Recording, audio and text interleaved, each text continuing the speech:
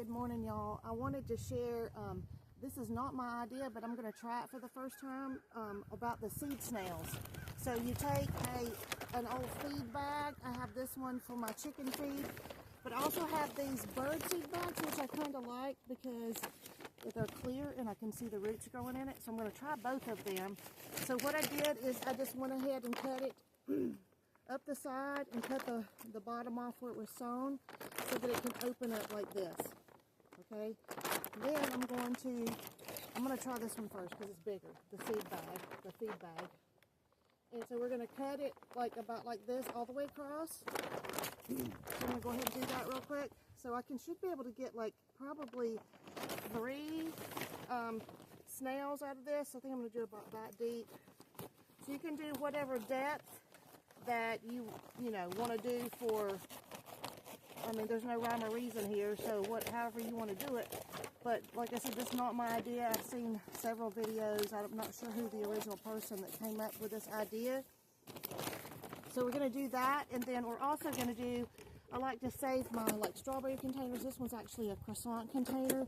So you just poke a few holes in the bottom of it, and it's just like your own little terrarium. But also I have some milk jugs I'm going to do that with too, so you can cut like the top and let it partially open and start your seeds in here. I'm going to fill this with dirt and start some of my seeds in this as well and take it inside to start.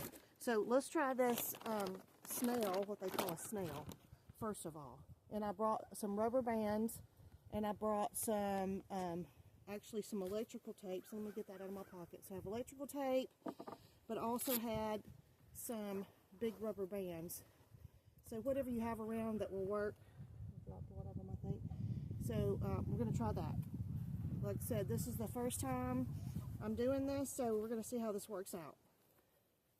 So, some of you may have already done this or tried it. So I have some potting soil right here that I'm just going to put. So you take it and put your potting soil on here.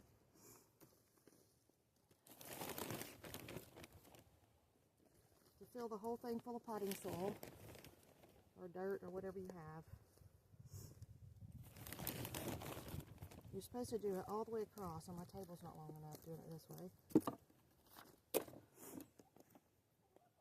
So I know you're also supposed to, maybe I didn't cut this one long enough, and fold it up like that to hold the dirt in.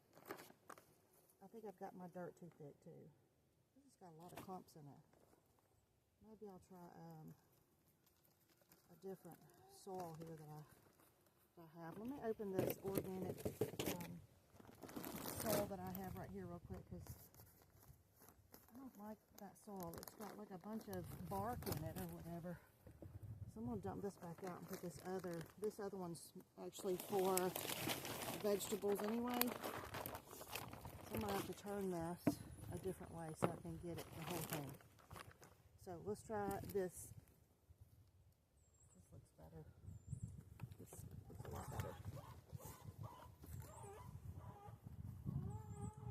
My chicken is laughing.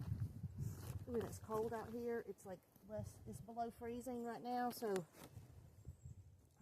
I've been trying to get this done for days and hadn't been able to get it done. I was going to do it yesterday. We had a guy come in.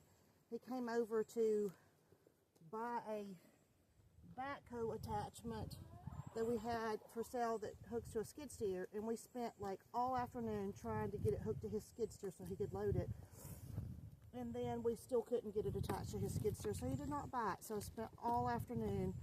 Then he had this big semi truck that he brought his skid steer on, and he pulled in down near my barn. I have double gates, and we used to have school buses coming out because we did field trips.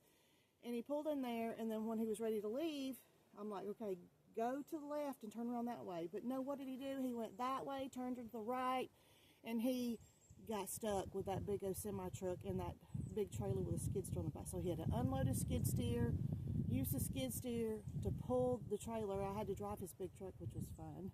And I never got to pull and I got to do that. So I enjoyed that part. But anyway, so that's what I did yesterday. So I missed doing this because I wanted to get this done. And so that's my little story for today to go along with that. So look, so this is what we're going to do. So you're supposed to fold it over like this. Can you see this? And then it's like a snail, like they call it a snail. So then you roll it like this. Like I said, this is the first time I've done this, so we're seeing how this works out.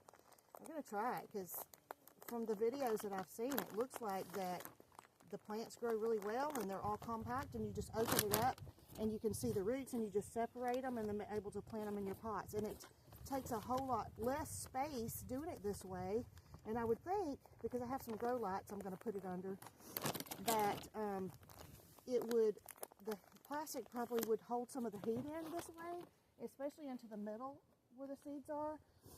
So let me finish putting some more dirt in here. And I may have to add some back on the top. It's falling out. Like I said, this is my first time doing this. So we're gonna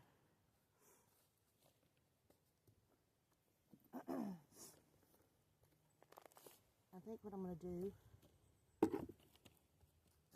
I'm gonna make sure this bottom lip is rolled up, because that way it's gonna hold the soil in the bottom.